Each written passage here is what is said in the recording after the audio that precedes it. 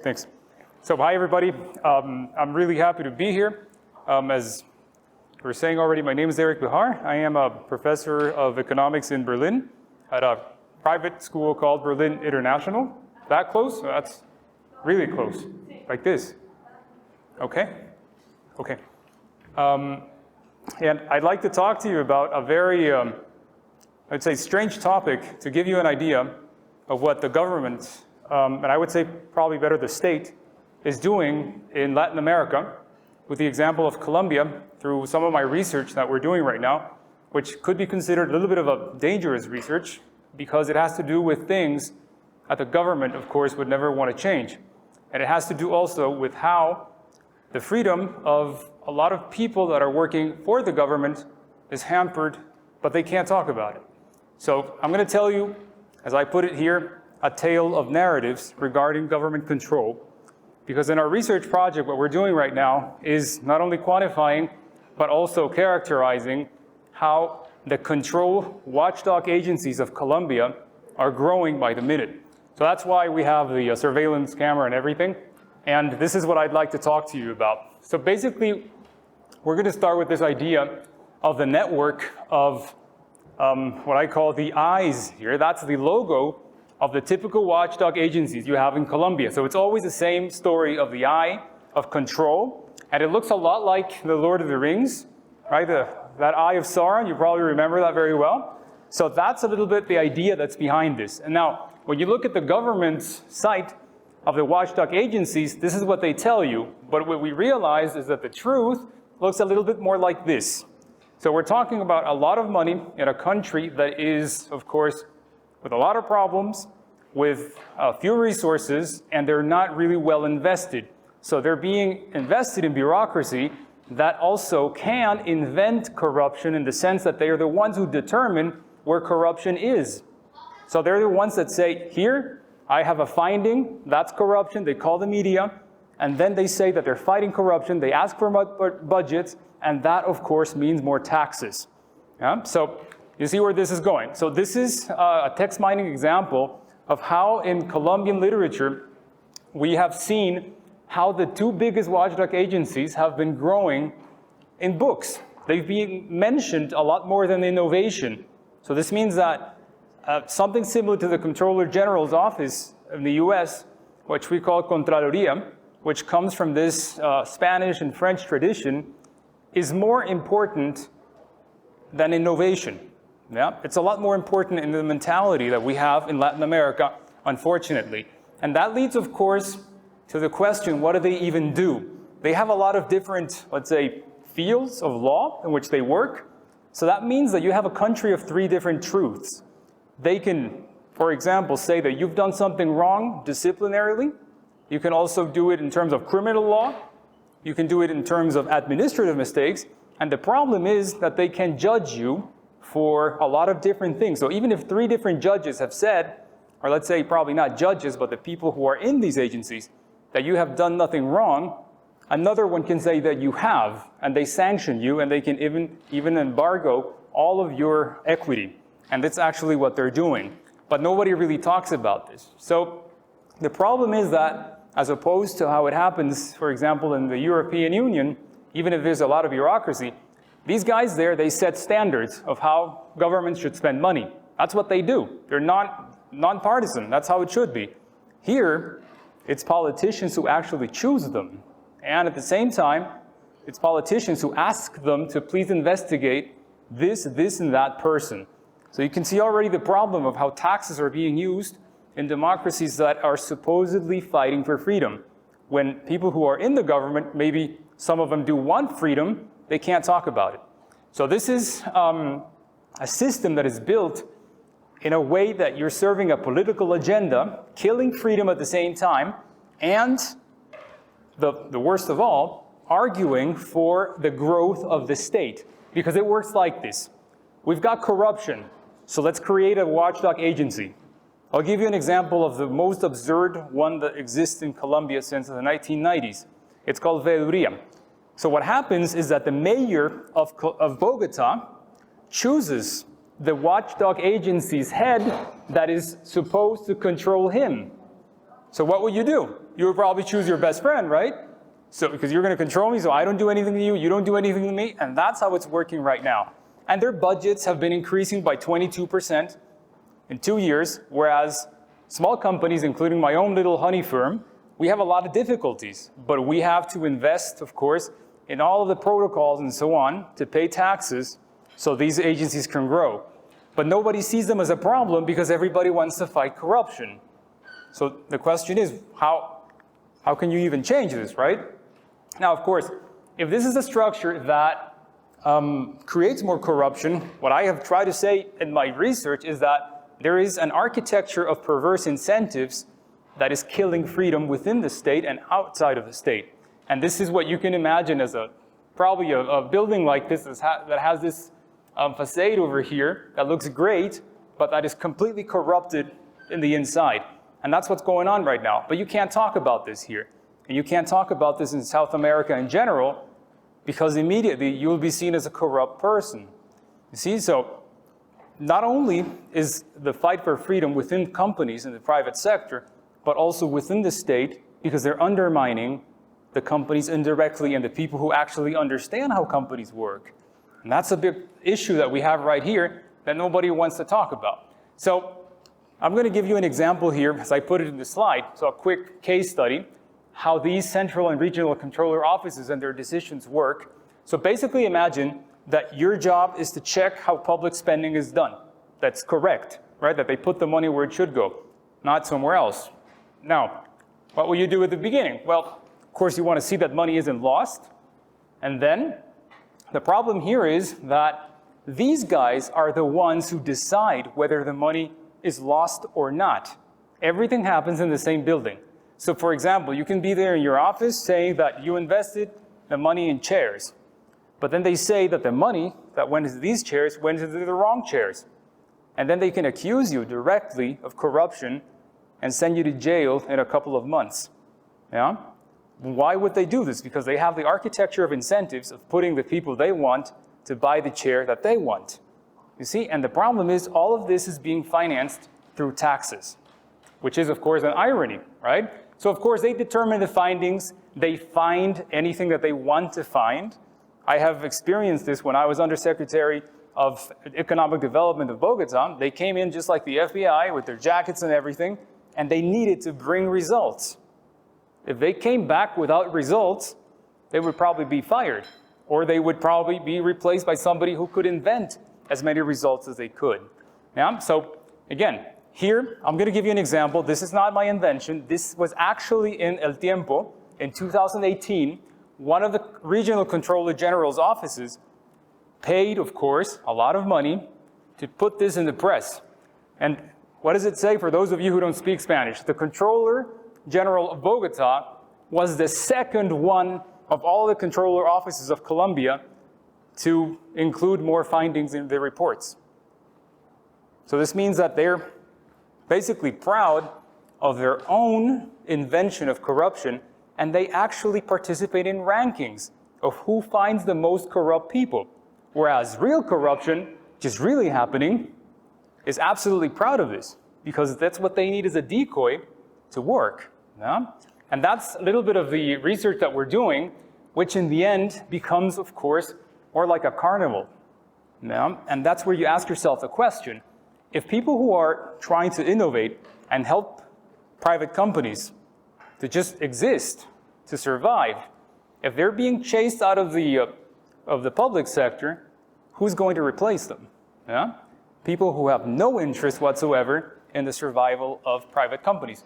And that's a little bit of the problem of narratives, because corruption is being crafted as a narrative. Also, it's a reality, but at the same time, they're creating it or recreating it as a narrative, which goes completely against the idea of the good that you'll have in Greek philosophy. And that's why I included the word here, kalogagathos, which was one of the most important words of Socratic thought. And now the irony is that what they're doing here is basically using these institutions to win elections. So that's just a simple case study to try to illustrate what's going on in this continent. Colombia is an example, which makes, let's say, not only people in academia, but people who can't talk about it worry a lot. And what's the problem? That people in private companies, they don't know about this.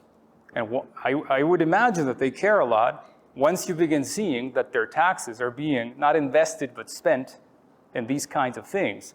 So that's why we're trying to do this with text mining, with framing, trying to quantify this, because before we started the research, nobody actually knew how much these institutions cost. Nobody knew.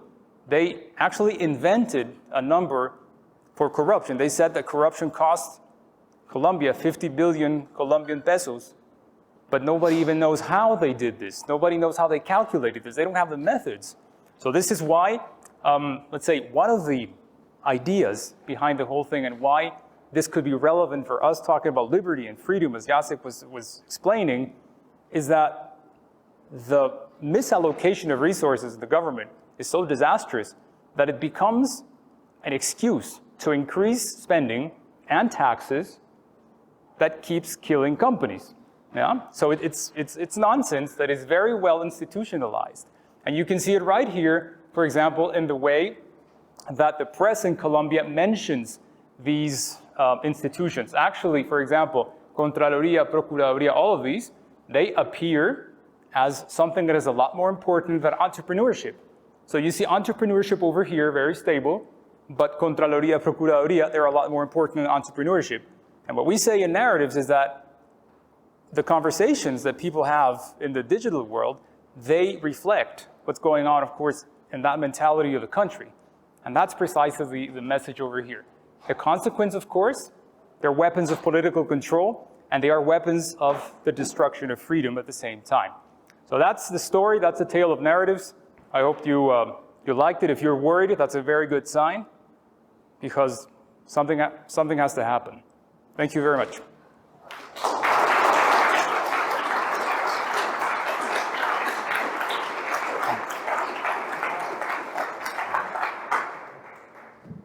So we're going to take some questions for the presentations. If someone has a question, you can raise it.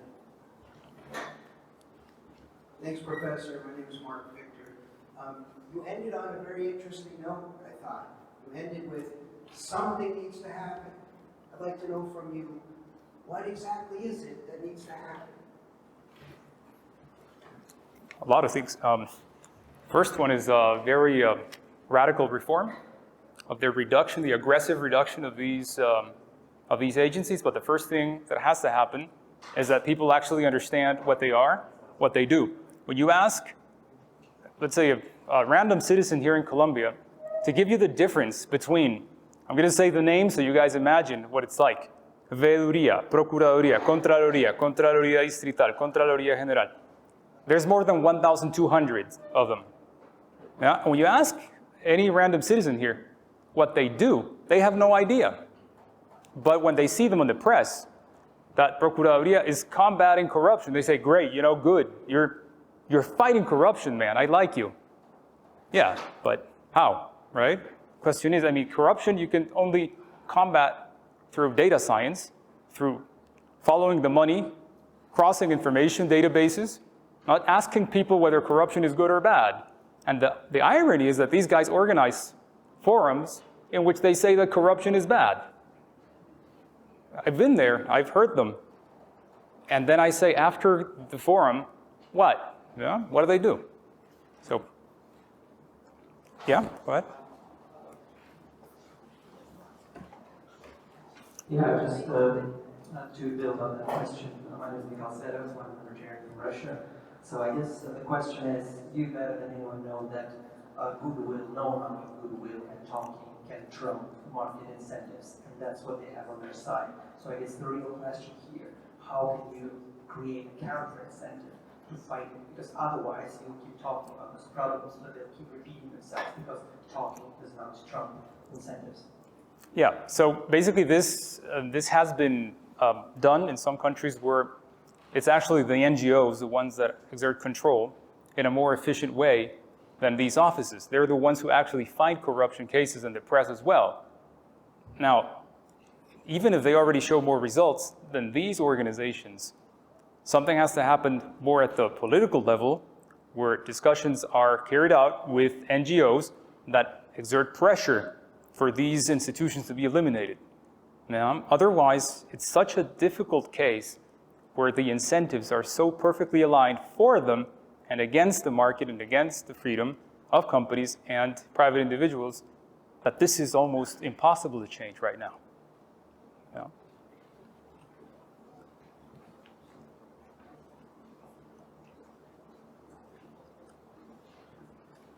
It seems to me like in Colombia and large parts of Latin America, corruption is so endemic that, and it's a tool that people use to get into and to stay in power. And I'm just wondering if you think it's possible in Colombia or in Latin America at large for a liberal or libertarian politician to get into power and stay in power without using the tool of corruption. Yeah, I mean, that depends, of course, on what level and how you define corruption. If you define it as something very general that goes against any type of moral, yeah? I mean, politics in the end does have a twist of morals in some cases.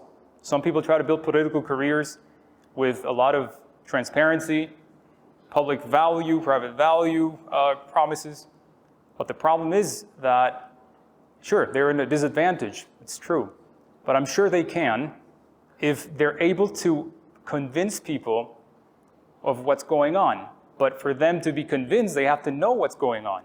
So it's a matter of spreading information correctly, of framing information correctly. I mean, these guys are framing information so well that the question is, why can't others who actually know what's going on frame the information in a better way? Yeah? And people are not going to talk about this topic because it would hurt their interest immediately. Somebody who is in the public sector talking about this risks an investigation immediately. Not only one investigation, at least 10.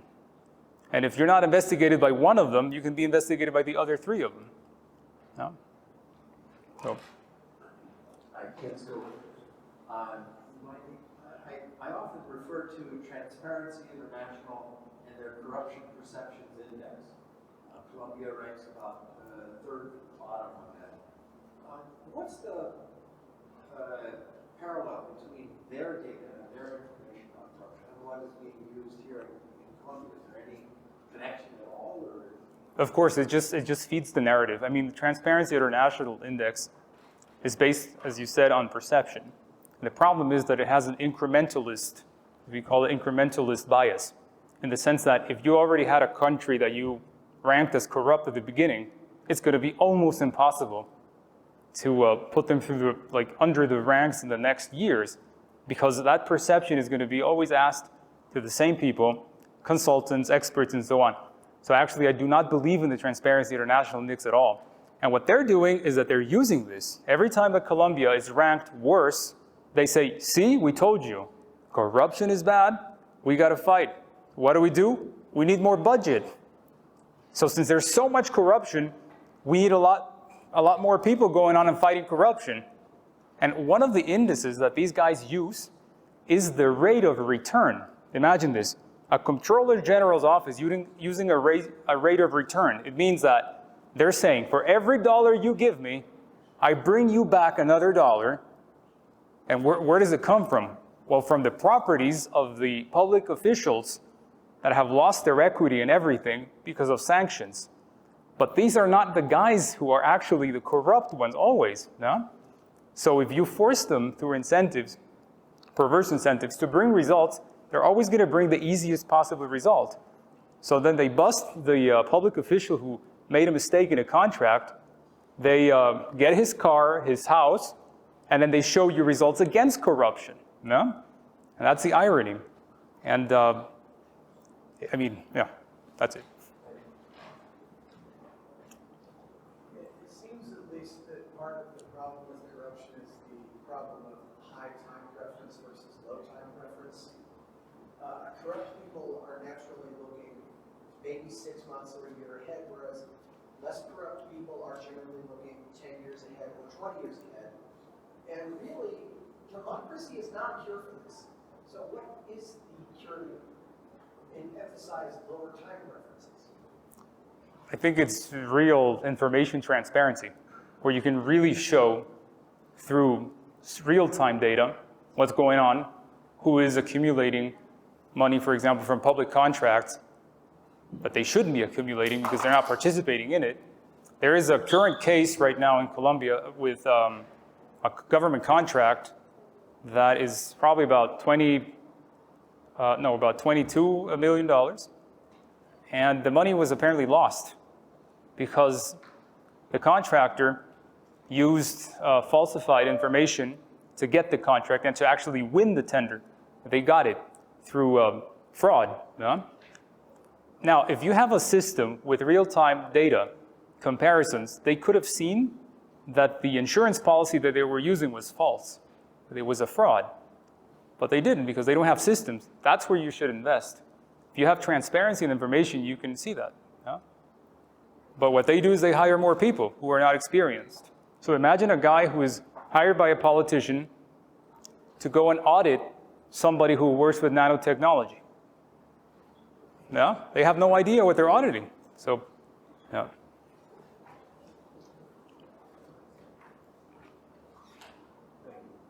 Hi, Professor. My name is Edward, and my question or commentary is about the region.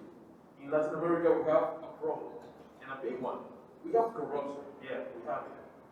But there is a tendency about how much money we spend against the corruption, and it just grew and grew and grew. And the citizens say, yeah, the government is fighting against the corruption, so it's fine. We think it's fine. Exactly. You didn't say that. No, I don't. But it's not exactly. Yeah. Okay. The thing, or maybe it's a question I want to make to you, is that how do we explain the Latin American people, the Venezuelan people, to that is not good? Because it is a practice of time. It's just a large practice over here for international treaties that makes some pressure on the governments to fight against the corruption and spend more and more and even more money on it, while the corruption just grew without help. Yeah, well, I mean, how to explain it? This is a matter of framing and delivering information in an easy way. Libertank here, for example, in Colombia, is doing an amazing job with cartoons. You guys know Road to Serfdom from Hayek. You know how that it was really became popular when it became a cartoon and not just the book, because not everybody was interested in reading the book because it was a book. Yeah? And if you deliver this information in a way that it is framed easily, that's actually the book that I launched yesterday, which is a novel. I'm not explaining it through a nonfiction book about this that only probably 50 people maximum would read, out of which 30 are enemies because they want to know exactly what I'm saying against them. So they can then just basically denunciate me and bring me to court or something. So I think it's a matter of framing the messages in a very easy way in a cartoon. So that's what I do in this book, through a novel, using satire to show them how ridiculous it is. So it's like the guide school that you actually elect to care for the interests of the students. Imagine that you actually given money and you come the next day and you say, hey, where are your results? I need results, man. Yeah? And those results are not building something, but sanctioning people. He's going to want to sanction as many as he can. And you have a look at Soviet Russia. Yeah? There's this amazing book, Archipelago Gulag of Solzhenitsyn. He described the situation in which a person went, it was a woman who found a baby, and she went to the police or the corresponding, let's say, Cheka of the moment, and they needed a person to deport to the Gulag, and they didn't have enough people on the list. They took her, they sent her to the Gulag, because they needed to show results. It's like, as they say, or one quote from Viktor Frankl, he says, it's always about the list, about the formality. So if you can explain to people that sometimes so many formalisms are a way of destroying their freedom, I think that's a start, yeah? Because then when they see this on the news, they say, oh yeah, you're fighting corruption.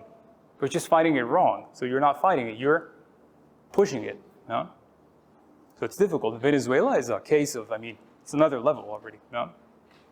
It's another level. No? Okay, we're going to continue with the questions. I would like people to introduce themselves and maybe their country or state of origin before asking. Thank you. My name is Colombia from the Netherlands. I have a theory on how to reduce corruption. I'd like you to comment on it. So my theory is that corruption decreases as economic freedom increases. That's obvious from the research done by the Cato Institute and the Heritage Foundation. So the question then becomes, how can we increase economic freedom? Because if economic freedom grows, then politicians and bureaucrats have less money to spend and less power. And people don't have to work for it. It's not as, the incentive to bribe them also is reduced. So the question is, how can we increase economic freedom? And my answer to that is decentralization, so that we have competition between jurisdictions. People vote with their feet to the jurisdiction that has the lowest tax burden, regulatory burden. Take the example of Switzerland, a small country. Yeah. The cantons, 26 cantons that Yeah. compete with each other. The Swiss can vote with their feet. They have low-level corruption and a very high level of economic freedom. So I'd say decentralization, getting rid of federal governments or reducing them as much as possible. I fully agree with your theory, and actually one of the things that might be a corollary of your theory is that if you are able to boost economic freedom, boosting productivity, more companies, more prosperity, you have, I mean, this sounds like a cliche, but it is really a reality. You have more options. People have options in terms of jobs. So that means that you don't have to work for the state, which is a rent extractor, as it happens here. You don't have to work for the state because you go to the private sector and you have 20 opportunities. So this means that you don't sell yourself to the politician who recommends you to work in that office to whom you have already sold your soul, in a way. So that means that you're not going to take orders from the politician. If you want to really work for the public sector, because that's fine also, you want to also push competitiveness through an office of competitiveness that is helping little companies, for example, understand the difficulty of exports. That could be something. I used to do that for the French government. Well, I went there and I didn't owe my soul to anybody. Yeah? So basically, I couldn't take any orders for any French politician back then because I had options, and that's the idea. So if you can work for the private sector, it's a privilege for the state to have you. Right now, it works in a very different way. You have so few opportunities out there in the market that people end up wanting to work for the state because you get more money. We did a research here for a policy paper that I wrote about this transitional justice for peace and blah, blah, in Colombia. Peace is another narrative here, very difficult. But I was just showing the difference of how much they pay lawyers. So the state, with no justification, pays double as much to lawyers in the public sector compared to what lawyers in the private sector get. Why? And they have a productivity fee, actually. They give them a productivity bonus. Now, I don't understand what a productivity bonus is for a lawyer who's working for the state. Of course, write more pages. Of what? Doesn't matter. Just write them. Nobody's going to read them anyway. But you can show the big, fat stack of pages and then say you've been productive. But if that lawyer can get to work somewhere else in the private sector, the state, they're not going to be able to get them. Huh? And so, but I fully believe in your theory. Hi, I'm John Chisholm from San Francisco, serial entrepreneur. Thank you so much for these good thoughts. My comment is very much aligned with Tuan's, and that is that the correlation between regulation and corruption, and that the more complex and intricate the regulation is, the more opportunities for corruption there are, because there are more nooks and crannies in the law that I could potentially explore and persuade a regulator that it's okay. So there's no substitute, it seems to me, to reduce corruption than simply to have simpler and fewer laws and regulations. A more optimal configuration of allocation of funds by governments than we currently have in any country. It seems to me, including the U.S., is to spend less on regulation, design, implementation, compliance, and more on an efficient criminal justice system that resolves conflicts quickly and efficiently. We spend so much on regulation, compliance, and design, and implementation, and the poor sister of government spending nowadays is the criminal justice system for efficient resolution. That's a good thing to have. And if those decisions are made locally and allowed to bubble up, they will inform what smart regulations are. That's the whole common law driving regulation design that has served us well for centuries, British common law. And if we simply comply with that and continue with that rather than try to do things in a top-down basis, we'll be much better off. Thanks. All right, one would comment on that. I fully agree. I mean, if you have more efficiency on that side and less in regulation, you make people's lives a lot easier, and that's the point. And this is, this old maxim of Tacitus, who said that the more laws you have in a state, the more corrupt it is, and that's what's happening. This is probably not a joke, because it's actually true, but yesterday we were seeing that one of the master classes that that some lawyers were offering, very successful apparently in Colombia, was about how to understand the regulation of the particular government body that regulates how private contractors should behave and what they should do. And that's a master class.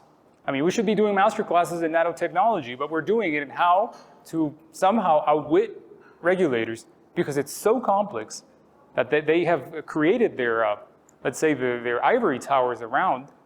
And yeah, so I fully agree. The simpler, the better. But they have the interest of making it more complicated. Yeah. Okay, so I think that was the last one, right? Oh, okay. Hello, my name is Maria Maria. I am from Venezuela. And well, I think that everyone here knows about the corruption problem in the country. It's like very big. And well, most part of the people think that corruption is a business crime. So that is a big part of the problem, because if they think that the individuals think that corruption is a business crime, they support the corruption in many different ways. So how can we make people more conscious about the corruption problem? I mean, all of us know that corruption is not a great business crime, and it's very harmful from the economy, for development and the country. And I know that your answer will be very, very useful for us as activists, pro-libertarian activists in Venezuela. Thank you very much, Maria. Well, I mean, about Venezuela, the problem is, it's like when you look at Lebanon right now, the corruption problem is already so, I would say, embedded in the system that I don't know exactly for Venezuela. I have an idea of how it could work in Ecuador, Colombia, Argentina, before Argentina goes down the pit, but it's actually already too late for Argentina, I think. I don't know. But in Venezuela, I mean, this government has to disappear. I think somebody has to, I mean, I'm sorry to say this, but that government has to disappear. But the problem is that Maduro is a parasite of the worst kind, yeah? But the problem is if he goes, maybe another one is going to substitute him the same way. So this is so already endemic, unfortunately, that I think it has to be excessively radical. I don't know what has to happen. I don't think I have an answer, yeah? But it has to be something a lot more brutal than here. I think the problem in Venezuela is if Maduro disappears off the map, the parasite of Chavismo, socialists, and collectivists is in the most part of individuals in the country. So my question was, how how can we empower the people to fight against corruption? Yeah. Because everyone here are paying, if they want to go to Yeah. market, they pay to police, they pay to... They bribe everybody for everything. That's right. Yeah. And it's very bad because they think, and it's a victimless crime. It doesn't matter if I pay to the police or to the doctor who is in a public hospital because they use the public education and the public health service as a gate, as you say, for corruption. So how can we empower the people as freedom activists to fight against corruption because they have some benefit committing all of that act of corruption? It's helping them understand that for generations, what they're doing right now is going to continue ruining their country. That they understand what that means. The problem is if you have the right incentives to not understand, because that corruption actually works for you in the short term, that's a problem. So the solution really for Venezuela is economic prosperity. Give people options, give people the right, property rights, that they're actually being able to save money without anybody stealing it, including inflation, which is one of the biggest thieves of property rights in Venezuela. And they came up with this new Bolivar, and then the other zeros were taken down. And people actually believe that when Maduro says that he's going to increase the minimum wage by 100%. But it's very difficult because it's a dictatorship. The dictator, what he wants is to make people feel hunger so they don't think. So it's very difficult. I mean, I'm really sorry about Venezuela and I'm really worried about the rest of the region. Argentina is already headed that way. Maybe not in the exact same way, but when you see Alberto Fernandez, what he's saying, and the ridiculous messages that he's sending out and people believing him, that's where I really get worried about the region. We have a lot of people in Colombia who believe that. And they have everything they need to not believe it, and they still do. Why? Because, as I say, and as a conclusion, the most dangerous problem of the region is called narratives. The narrative of corruption, the narrative of peace, the narrative of prosperity there, instead of understanding what the reality of prosperity is. Okay, Eric, thank you very much. Any final thoughts, maybe regarding your new book or? Oh, yeah, please read it. Yeah. Well, so Perdido en Legalandia, Lost in Legalandia, is a satire of a guy called Juan Núñez. So he's like this innovator, and he has a lot of problems. He has a problem in his love life. He has a problem in his job because they treat him like crap. He's completely good. He's hopeful about everything, and he decides to quit. Then he becomes an entrepreneur, but he suffers the reality of entrepreneurship in Legalandia, which is a country very similar to Colombia. It can be any Latin American democracy. And the guy then goes to the state to work for the state to change everything. But he finds himself in a world that he can't change. And, well, I can't tell you how the book ends, but it's a nice book. Maybe one day we'll have it in English. Who knows? Maybe one day. Eric? Thank you, guys. Can you come down and see us? Thank you. Thank you very much. Okay.